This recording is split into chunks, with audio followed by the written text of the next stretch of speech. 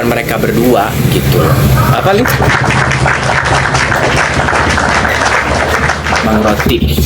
Dokcin luas tanahnya yang 800 meter persegi, luas bangunnya kan 4 lantai dikali 4 jadi sekitar 3.200 m persegi. Ya pokoknya hitungannya begitu aja. Cuma Dokcin mikir bahwa ini pas kalau hitungan yang kayak begitu gitu kan, aku rasa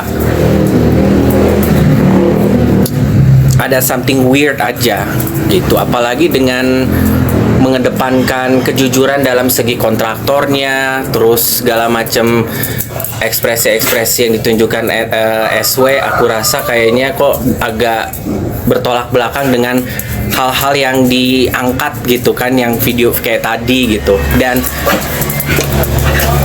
dari yang RAB-nya juga nggak ada. Gue nggak tahu bagaimana ini bisa jadi, hal ini tuh bisa jadi suatu hal yang dibangun rumah aja tidak dikasih numeriknya gitu loh, ngerti nggak? Agak aneh gua, ya kan? Ngerti nggak? Apa? Buat apa? Popcard apa? Syuting apa? Ya mas harus make upan dong, jangan begitu. Itu mukanya muka-muka bangun tidur kayak begitu mah. Gitu loh. Hah?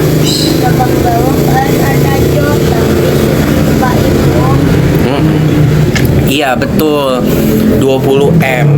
Ya kan kita hitungin aja per 1.000 meter. Ya kan berarti biaya yang sampai 20 M tuh sebenarnya nggak harus segitu. Intinya begitu. Intinya nggak segitu. Ya kan? Aku nggak ngerti ya kalau masalah untuk peningkat 1, 2, 3 lantainya itu. Ya kan? Dari per per meternya 6 juta gitu, dikaliin ke 1.000 meter itu udah sekitar 6 M. Ya kan, taruhlah dikali 3 atau 4 gitu. Ya kan? Ya nanti juga keluar sendiri di audit bagaimananya. Ya kan? Cuma SW di statusnya sudah mengatakan dia tidak takut. Ya kan? Ya udah gitu, apa yang selama ini, tapi jangan dihilangin jejak dulu, harus kasih lihat dulu ke kita semua. Mendingan kalau sekarang lagi ada duit bayarin dulu ke CEO, kasihan tuh NM nanti marah-marah. Dari masih dihitung-hitung nggak masa pengeluaran rumahnya yang 20 M katanya, ya kan, diminta di Densu kagak keluar itu angka dihitungnya, padahal udah dari kapan. Jangan nanti pas lagi udah sidangnya ini dihitung-hitung lagi gitu loh, kelamaan ntar keburu basi, ya kan? Tapi kalau misalnya masalah yang hitung-hitungan itu Dokcil Allahu alam ya. Karena kalau dari RAB-nya aja udah nggak transparan, tidak pernah keterima, ya mana tahu berapa mereka nego-negonya. Bisa aja dari 6 juta per meternya mereka cari mulai dari 6 juta, tapi karena bapaknya punya jadi mandor, jadi calo, harganya bisa jadi setengah, bisa jadi 3 juta per meter, lebih hemat lagi, bisa bikin masuk kantong lebih. Kan bapaknya yang punya koneksinya sebagai mandornya, ya kan? Lebih hemat, jauh lebih hemat dibanding yang lain. Anything could happen, gitu kan?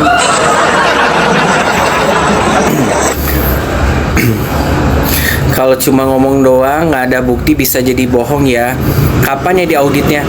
Karena kan Bapak Minola juga belum ada ngumumin tanggal, juga belum ada. Karena kan katanya sih bakal diumumin, tapi secara pribadi alasan yang menjadi alasan utama kenapa sebenarnya jadi gagal. Nah baru mungkin kayaknya mereka mau apply hal itu untuk ke pokok perkara. Itu nggak tahu kapan. Ya bisa aja nanti sebelum akhir bulan ini atau September sih aku rasa ya. Karena ini pengadilannya, Dokcin juga nggak tahu apakah nanti pengadilannya akan secara terbuka atau tertutup. Kalaupun tertutup juga gue nggak tahu ya apakah kalau kita nonton TV masih bisa ya kalau nggak salah ya. Kayak waktu sidang ini kita begitu kan, ada sidang yang mau partnya tertutup, ada sidang yang partnya kebuka. Jadi kita masih diliatin TV di luar, ya nggak sih gitu? Nggak tahu. Raja Sinte dan Ratu Judol.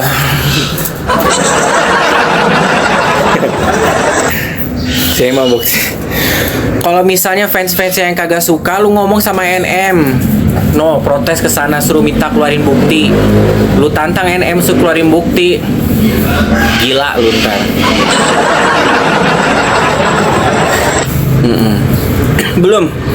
Belum ada postingan, belum ada jadwal. Ya mereka kan harus ke pokok ini kan harus schedule baru lagi, agenda baru. Ya nanti di dalam aja cari yang layar agak kelihatan. Tapi Dokcin beneran ya, masalah yang NM bilang utang itu gue masih kaget loh. Hah? Bisa lah lumayan, ntar ya lihat aja. Ya, masa sih memang banyak kabar burung yang sebenarnya Dokcin itu banyak dapat bisikan. Banyak dapat bisikan bahwa dia sama si itu, ya sama si tercinta, berdua itu seneng banget begitu. Ya, seneng namanya bukan bisikin goib, bukan, maksudnya beneran dari orang-orang yang tahu langsung ke Koko RO, yang keluar dari Koko RO, bahwa itu bukan hal baru gitu loh. Tapi kan Dokcin, masa sih gitu kan, enggak lah kata gue. Karena gue melihat walaupun kita kayak ada berasumsi mau ke sana, tapi mikir ngapain juga kita capek-capek ya kan. Cuma gue kaget aja pas ya Allah malu banget kata gue. Jadi reputasi CEO tuh sebenarnya kapan mulainya?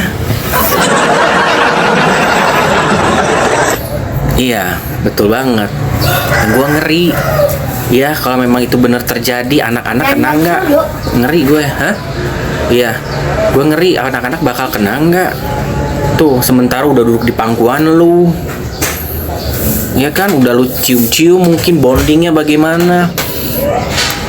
Hati-hati loh, itu asapnya kalau lagi begini gila. Cynthia tuh kayak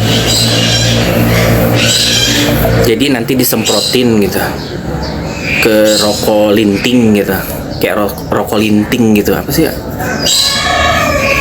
Jadi nanti lu nge-fly gitu lah. Ya kayak ganja-ganja gitu. Vape ya. Ada TikToker yang di Amerika orang Indo pernah cerita soal masa lalu CEO.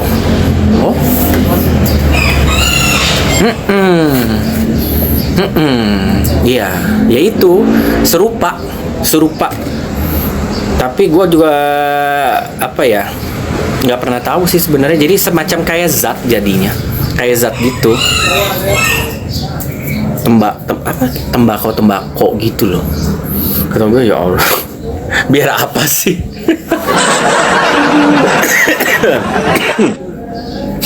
Biar apa sih?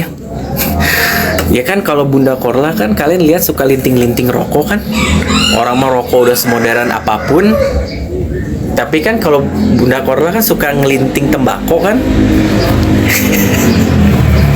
Kalau kalian suka ngikutin Bunda Korla, nanti dilinting-linting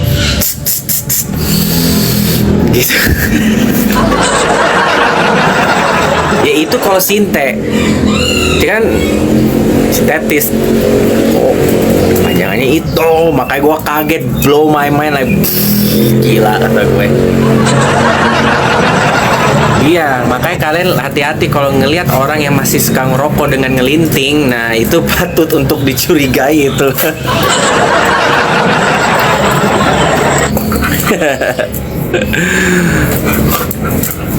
Igoy, ada, diem aja ke aku.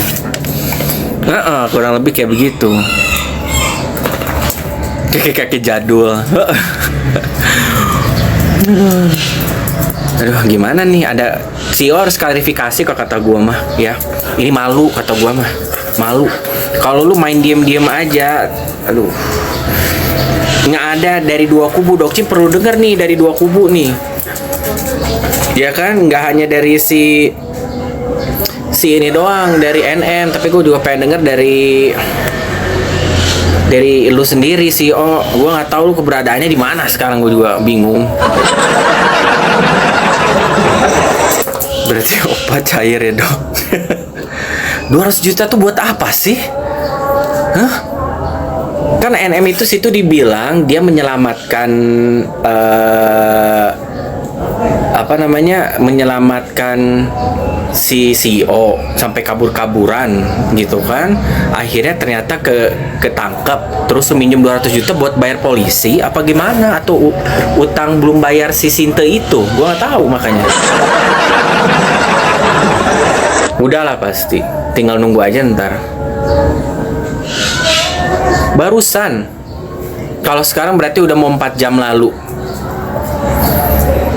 Ya kan? Ya sekarang NM boro-boro mau mikirin si oke begitu yang cuma seuprit doang, ya kan? Dia sendiri juga kan lagi banyak masalah. Apalagi dia memperjuangkan masalah kebebasan yang mutlak gitu kan. Kenapa bisa tiba-tiba ngomongin CEO, gue nanya. Dan dia tidak hanya nggak hanya menagih utang ke CEO, ada beberapa yang ngutang ke dia, tapi salah satunya CEO yang besar-besarnya. Jadi dia NM juga ada nagih utang ke Bandar Tas. Jadi kayaknya pernah minjem ke NM, cuma dia mau ngembalinya pas tasnya udah kejual. Itu juga ada tuh. Jadi ceritanya NM lagi buat story orang-orang yang ngutang. Salah satunya si itu, makanya gue kaget. Anjir, nggak ada angin, nggak ada hujan kata gue mah.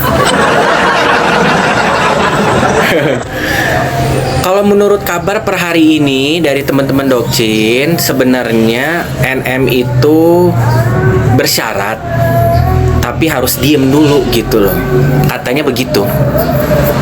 Tapi gue nggak tahu ya validasi sebagaimana, cuma akhirnya secara belakang layar kayaknya mungkin nggak tahu gimana, bersyarat tidak boleh muncul sampai kapan gitu loh. Makanya masih sama admin dulu kali, makanya keluar utang-utang kan suruh bayar. Mungkin aja ingin menginjakan kembali ke dunia nyata, gitulah pokoknya. Apa itu Lady Rea? Tapi kalau NM udah turun mah, aduh gua nggak tahu lah. Apalagi kalau misalnya udah live, Assalamualaikum warahmatullahi wabarakatuh kata gue mah.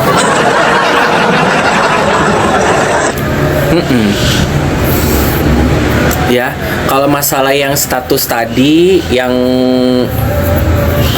marah-marah, ya kan? Karena Doki udah dengar ternyata dia sebenarnya nggak terima juga dilawan balik sama si avokatnya itu, apa namanya, Bapak Minola, ya kan? Ya lagian pakai marah. Ya sekarang lu tinggal berekonsiliasi masalah keputusan peraturan yang memang sudah kalian sepakati bersama. Hanya minta untuk haknya Kokoero aja dikondusifkan. Kenapa lu sampai tiba-tiba kayak menganggap bahwa bapaknya anak-anak ini seperti kayak aib dunia gitu loh. Ngeri kali lah dia punya otak tuh, pikiran. Ujung-ujungnya lu ngomong lagi anak-anak lagi, anak yang mananya sih? Anak-anak kesehatan bisa nggak sih ke arah yang lebih pasti gitu, ya kan?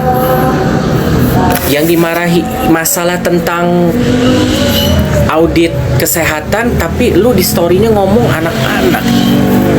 Demi anak-anak yang mananya? Dia bukan dajjal loh, RO, bukan seseorang pembawa penyakit nomor 1 di dunia loh. Kesannya kayak mematikan, menakutkan. Lu bohong apa gimana sih? Gue bingung gue. Jangan pakai tameng-tameng apapun kalau lu malah jadi kayak takut kalau anak nanti tiba-tiba ngomong apa yang namanya anak. Kalau memang lu nggak merasa harus ada yang disembunyiin, kenapa? Si Tania aja sampai ngomong, dia ada di salah satu videonya yang dia ngehadirin Tania tuh, ada live lama tahun kemarin, sayang melulu, ya kan, sambil gitu si Tania. Nggak tahu kalian ada yang nonton apa enggak. Jadi mereka lagi live bareng tuh jualan. Ada si Tania lagi digendong sama CEO. Terus mereka saling melontarkan kata sayang-sayang. Terus akhirnya Tania, sayang-sayang melulu. Emang kenapa? Emang manggilnya apa? Kata si SW. Uncle. Anak aja sampai tahu loh penempatannya. Uncle Gio ngomong begitu sih. Malu nggak anaknya ngomong begitu? Anaknya ngomong kayak begitu mungkin saking gedoknya kali ngedengernya ya. RO sebenarnya sudah tahu apa yang terjadi di rumah itu, kan Onyo pasti cerita, tapi nggak boleh dibuka sama RO. Cuma gue mah aduh, yang masalah narkocoy gue mah nggak nyangka kalau misalnya tiba-tiba bener keungkapkan gitu kan. Tapi apapun itu kita terus pantau aja guys ya, karena tabir pembukaan sekarang tidak hanya terfokus dari kita yang membuka atau antara RO dan SW. Sekarang sudah banyak orang yang angkat bicara, yang punya problem langsung dengan pemain-pemain ini, mau dari CEO, mau Koko RO atau SW, bukan namanya yang hanya mengutarakan opini mereka, tapi mempunyai permasalahan pribadi langsung, ya. Dimulai dengan CEO ini, apalagi mending kalau bayar utang minjem buat untuk masalah ibunya sakit kek, atau masalah usahanya yang PT 2000 juta miliar dolar rupiah itu di kota Saranjana dan alam semesta. Malu banget ada kocok. Dan itu beberapa tahun lalu berarti lu udah sama si dunianya SP dong. Gimana itu klarifikasinya? Lu harus buat status ya, kita tunggu. 200 juta mah kecil sih Om Mama. Iya kecil, saking kecilnya berapa tahun nggak dibayar. Yes. So guys, seperti itu sudah maghrib tanpa mengurangi rasa cinta dan kasih sayang terhadap kalian. Ya nanti coba DM ya. Dokcin segitu dulu untuk mengekspresikan apa yang Dokcin bisa sampaikan. Untuk selebihnya silakan kalian validasikan menurut perspektif kalian, silakan. Tapi ini mah dari kacamata Dokcin. Kalau kalian mau menyanggah, kalian mau mengepaskan, kalian mau pembelaan bagaimana ya terserah. Dokcin mah hanya menyampaikan, hanya kaget, hanya merespon aja, mempi-ovikan. Selebihnya kalian mau berantem lah silakan. Oke? Sama-sama. Tanpa mengurangi rasa cinta dan kasih sayang terhadap kalian, Dokcin mau undur diri dulu. Thank you so much untuk gift-nya ya Mbak Ri ya. Rudat lagi. Susi maksudnya. Thank you banget teman-teman Arifa, Desi dan teman-teman yang lain. Thank you rezekinya. Tanpa mengurangi rasa cinta dan kasih sayang terhadap kalian, Dokcin mau undur diri dulu. Wabillahi taufiq hidayah. Wassalamualaikum warahmatullahi wabarakatuh. Selalu ingat bahwa kesempurnaan itu hanya milik Allah Subhanahu wa taala, tapi kegantengan milik Dokcin seorang diri yang tidak pakai ya. Dan selalu ingat bahwa dokter cinta yang sayang sama kalian, insya Allah dokter cinta Richard yang mau bahas segala macam tentang segala hal dua insan yang saling mencintai satu sama lain, masalah dunia pacaran, masalah hati, keterbelengguan, masalah rumah tangga, masalah kekompleksan manusia yang berada di dunia ini, ya, yang sudah diakui di Museum Rekor Muri Indonesia, dan diakui di Guinness World Records sebagai the most handsome doctor of love in the world. Dokter cinta yang lain lagi. Bye. I love you all.